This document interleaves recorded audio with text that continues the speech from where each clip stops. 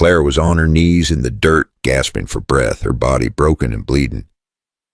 Her torn white blouse clung to her skin, soaked with sweat and blood. Her face was streaked with dust and tears. The hot wind howled across the empty plain, but nothing could cover the sound of her sobs. She was only 26, but in this moment she felt 100 years old. Her ribs ached where boots had struck. Her hip burned where steel had cut.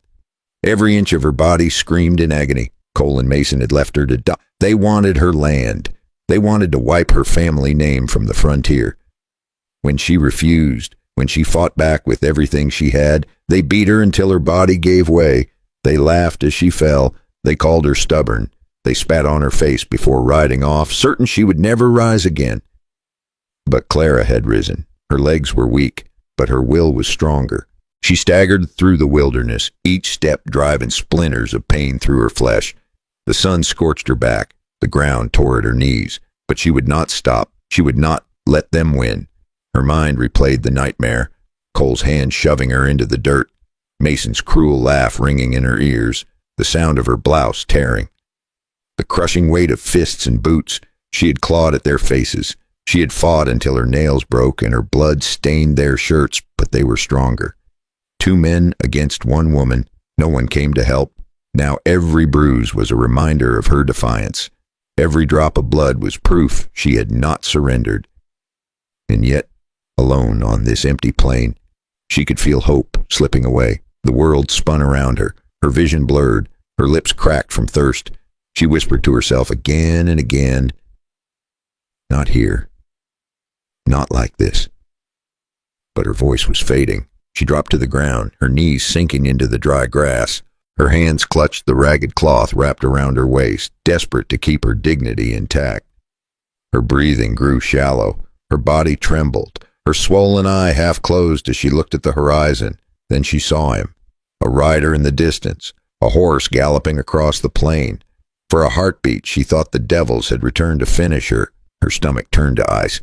But as the figure drew closer, she saw something she did not expect. Not cruelty, not violence, but concern. The rider stopped.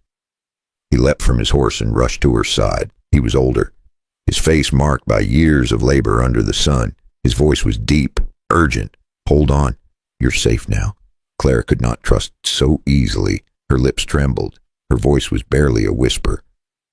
"Take the cloth off." Ethan froze. He had seen wounds before. He had seen cattle torn apart by wolves, men torn apart by bullets, but nothing prepared him for this. As he lifted the tattered fabric at her waist, his jaw locked tight, his breath caught in his throat. Her body was covered in bruises, cuts, and burns. Every mark told the story of cruelty. Every scar cried for justice. Clara's eyes locked onto his. She was broken, but her spirit burned bright. She was not asking for pity. She was demanding to be believed. The rancher's heart pounded as the desert wind roared around them, and the question that now burned in both their minds was clear. Would he stand by her side and fight for truth, or would he ride away and let evil reign free? Ethan kept staring at Clara's wounds, his stomach turning heavy. This was no ordinary fight. This was cruelty, plain and simple. He pulled a canteen from his saddle and held it to her lips. Clara drank, water spilling down her chin, her hands shaking as she gripped the metal. Her voice cracked when she finally spoke. "They tried to take everything. My land, my father's land." Ethan felt his jaw tighten. He had seen greed before. He had seen men kill for a single acre of dirt. But this was different. This was a woman broken down for daring to stand her ground. Clara coughed, her breath uneven. "They said I was nothing, that no law would save me. They wanted me to sign. When I refused, they beat me until I could not stand." Her eyes glistened, not with weakness, but with a fire that refused to die. "I will never give it to them. Never." Ethan placed a rough hand on her shoulder, careful not to touch the bruises. "You're safe now. I won't let them touch you again." The words were steady, but inside his chest his heart pounded. He was just one man, older and tired, but something about Clara's defiance stirred him. She tried to push herself up, wincing in pain. Ethan caught her before she fell. Even beaten, even broken, Clara's spirit was wild as the frontier itself. She muttered through clenched teeth, "They will come back for me. They always do." Ethan helped her onto his horse, steadying her with one arm as he swung up behind. The sun was setting, painting the horizon in red and gold. It should have been beautiful, but all Ethan saw was danger lurking in the shadows. He knew Cole and Mason. Men like them did not forget. They would chase her until they got what they wanted. Clara leaned against him, her voice barely above a whisper. "You don't even know me. Why would you help?" Ethan's eyes narrowed as he guided the horse toward town. "Because no one deserves what they did to you, and because if men like them keep winning, then this land isn't worth living in." The horse galloped through the tall grass, hooves pounding like drums of war. Ethan felt Clara's weight against him, fragile yet unbroken. He thought of the sheriff, of the law, but also of how easily the law bent in these parts. Sometimes justice needed a firmer hand. As the lights of the small town flickered in the distance, Ethan knew one thing. He was no longer just helping a stranger. He was stepping into a fight that could cost him everything. But what choice did he have? Ethan was leading Clara toward the sheriff's office, hoping the law could give her protection. But before they reached the building, two figures blocked their path outside the saloon. Cole and Mason were waiting. Smug smiles spread across their faces. The street fell silent, townsfolk backing away as trouble brewed in the hot evening air. Ethan had no choice but to push Clara inside, where every eye could see what was about to unfold. Clara pulled Ethan's coat tighter around her bruises, but her eyes still burned with fire. She refused to hide, even beaten. She wanted the world to know she was still standing. Ethan was just about to step outside when the doors of the saloon creaked open. The room went quiet. Cole and Mason strolled in, their smirks spreading like poison. They spotted Clara immediately. "Well, look at that," Mason sneered. "The girl's still breathing." Ethan rose to his feet, fists clenching, ready to shield her, but before he could, Clara stood. Her body swayed, her legs unsteady, yet her eyes locked on the men who had tried to destroy her. Her body begged her to stay down, but pride forced her onto her feet. "You think I'll bow to you?" she shouted, her voice carrying through the saloon. "You'll never take my land." Gasps filled the room. She grabbed a half-empty whiskey bottle from the table and hurled it. It smashed against the wall inches from Mason's head, shards scattering across the floor. The room erupted in chaos. Cole lunged, but Ethan caught him with a hard punch to the jaw. Chairs toppled, men scrambled, the piano player ducked for cover. Mason tried to push past, but Clara stepped forward, planting herself between him and Ethan. Her body shook with exhaustion, yet her voice was steady. She knew she could not win against them, but standing firm meant keeping her dignity alive. "You'll have to go through me." That moment froze everyone in the saloon. A battered young woman, standing tall against two ruthless men. No one laughed now. Even the cowhands at the bar muttered, "She's got more fight than most men around here." The sheriff finally stormed in, rifle in hand. The townsfolk spoke up right away, every witness ready to tell the sheriff exactly what had happened. Within minutes, Cole and Béchon Del Mason were dragged out, cursing and spitting, but no longer smirking. The saloon slowly returned to noise, though every eye stayed fixed on Clara.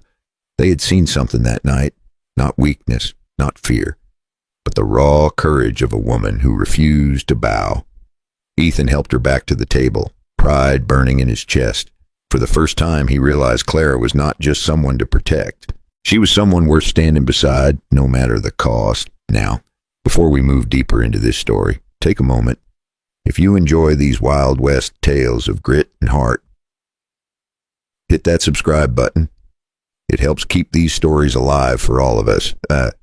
And while you are here, pour yourself a cup of tea, sit back, and tell me. What time is it where you are, and where are you listening from? The night after the saloon fight, Cole and Mason were dragged in chains through the dusty street. The whole town gathered, whispers spreading like wildfire. Folks leaned on railings, women held their children close, and the old men muttered that justice was finally catching up. The sheriff marched them toward the courthouse, a small wooden building that smelled of pine and sweat. Inside, the benches creaked as townsfolk filled every seat. Ethan sat close to Clara, steadying her when she winced from her bruises. Her chin was high, her eyes clear. She'd been beaten but not broken, and everyone in the room could see it. When the judge entered, silence fell. He was an older man with tired eyes, but there was no mistaking the steel in his voice. Cole Mason, you stand accused of assault, attempted theft, and the intent to drive this young woman off her rightful land. How do you plead? Cole sneered. Not guilty. Mason smirked beside him, confident as ever, but the sheriff stepped forward, his words ringing loud. I saw them in the saloon. I saw this girl stand her ground, and I saw Ethan here defend her. The whole town saw it. The judge turned to Clara. Her hands trembled as she stood, but her voice did not falter. They tried to break me. They wanted me to give up my father's land. I told them no, and I will keep saying no. The crowd murmured, a wave of approval filling the room. For a moment, Cole and Mason's smirks faded. Ethan rose, his voice rough but steady. I have lived in these parts for 55 years. I've seen men fight for water, cattle, gold, but I've never seen a woman fight like this one. If this land means nothing to the law, then what does that struck a chord? The judge leaned back, his gavel in hand. The verdict came swift. Cole and Mason, you are guilty. You will face prison time for your crimes, and this town will remember your names for what you are, cowards who prey on the weak. Applause thundered through the small courthouse. Clara's eyes welled with tears, not from pain but from relief. For the first time since her nightmare began, she felt safe. Ethan placed a hand on her shoulder. You're free now. They can't hurt you anymore. But as the gavel struck one last time, Clara's heart raced. Justice had been served today. Yes, but what would tomorrow bring for a wounded girl and an aging rancher alone in the wild frontier? When the courthouse emptied and the crowd drifted back to their homes, Clara and Ethan stepped out into the fading light. The sky burned with streaks of orange and gold, the kind of sunset only the West could paint. For the first time in days, Clara took a deep breath without fear clawing at her chest. Ethan walked beside her, silent at first, his boots crunching against the dirt road.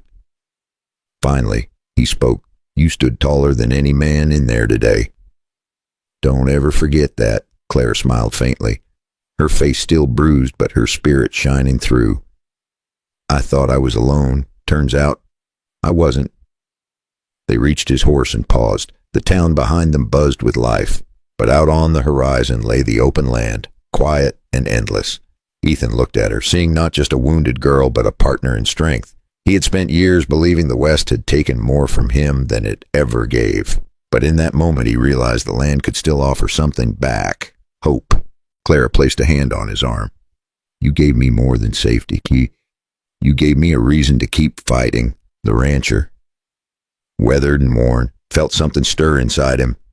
It was not the fire of youth, but the steady warmth of purpose. He knew life was fragile, cruel even, but he also knew it could still surprise you with grace. As the two of them rode out together, the town fading behind, Clara leaned against him, not from weakness, but from trust. The West was harsh, yes, but it was also a place where second chances could bloom. And maybe, just maybe, love could rise from the ashes of pain. Their story reminds us of something simple yet powerful, that no matter how broken you feel, you can rise again, that even when the world tries to strip away what is yours, you can stand tall and fight back, and sometimes help comes from where you least expect it. Now I want to ask you, if you'd been in Clara's shoes, would you have found the strength to fight back? And if you had been Ethan, would you have risked your peace to protect a stranger? Before we close this chapter, do me a small favor. If this story touched you, hit the like button and subscribe so you never miss the next tale. It helps more than you know, and it keeps these Wild West stories alive. And while you listen, take a sip of your tea. Sit back and tell me, what time is it where you are, and where are you listening from? Because in the end, stories are not just about the past, they are about us, here and now, finding meaning together.